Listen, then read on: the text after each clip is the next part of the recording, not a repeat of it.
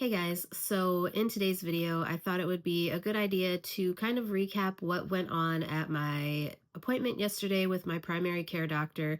I know in the video that I filmed previous to this one, so the video that was uploaded yesterday, um, or right before this one, I had mentioned that I had to go pick up a couple of new medications.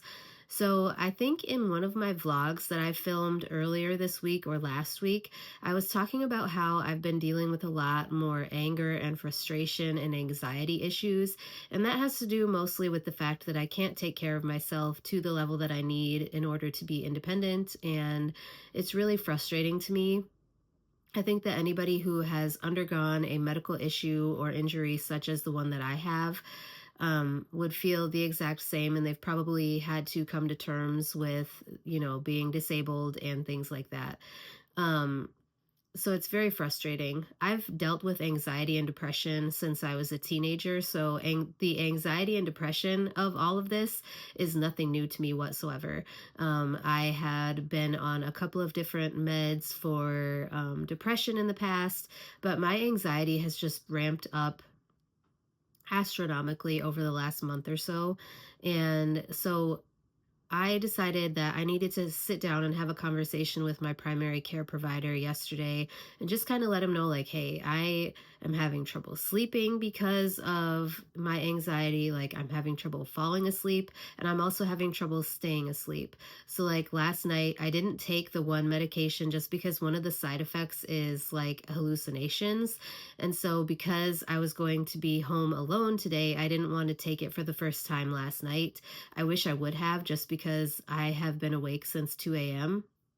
and it is now almost 11 in the morning. So I am very tired. I've been up for hours. I tried my best to go back to sleep when I woke up at 2 a.m., but I just kind of laid there and like I would fall asleep for 10 minutes and then I would wake up again. And I did that all the way up until I got out of bed at like 5:40 in the morning.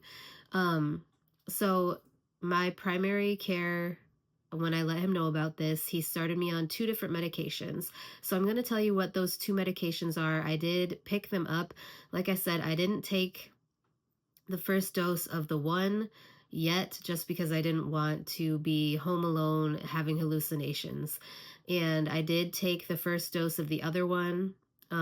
He only gave me a week's worth of, well, 10 days worth of the one that I haven't taken yet, and he gave me a month's worth of the other one, and we can adjust the dose as needed, depending on how I do with it. So the one that I started taking is buspirone or buspirone, not sure how you pronounce that. People know it probably better as Buspar or Buspar. Again, not sure how you pronounce the U. He started me out at 5 milligrams and I'm taking it once in the morning and once in the evening. So the easiest way that I am going to remember to take this medication is to take it at the same time that I take my seizure medication. So that is what I'm doing. So basically 9 in the morning, 9 at night, I'm taking both my anxiety medication, which is the buspirone. I'm just going to pronounce it that way. If it's wrong, please just deal with it. That one I'm going to take for anxiety. And like I said, he has me taking it once in the morning and once in the evening. I also have to go and get labs done this weekend because I was going to do it last weekend since my fiance was on call and we couldn't really go anywhere anyway, but the weather was so bad that I didn't feel like leaving the house. And hopefully the weather is not that bad this weekend because I really need to get these labs done. I have labs to check the therapeutic level of my Keppra, as well as to do some checking for rheumatoid arthritis, because that is what my liver specialist had actually suggested I get done, is being tested for rheumatoid arthritis. And we had also talked about, not with my liver specialist, but with one of my other providers that I see, we had talked about potentially me having hypermobile Ehlers-Danlos syndrome, but I will need a referral to rheumatology in order to figure that out, I'm sure, because it's not really something that you can do a blood test for and know if you have it or not. And that actually came about through doing some occupational therapy because it was found that I'm actually hypermobile. And a lot of the things that are qualifiers to be diagnosed with hypermobile Ehlers-Danlos syndrome is present in my body. Um, so I am not really starting on that diagnostic journey just yet, but I will keep you guys updated with any information that I find out about that. The other medication that he started me on, other than the buspirone or the Buspar, is Ambien.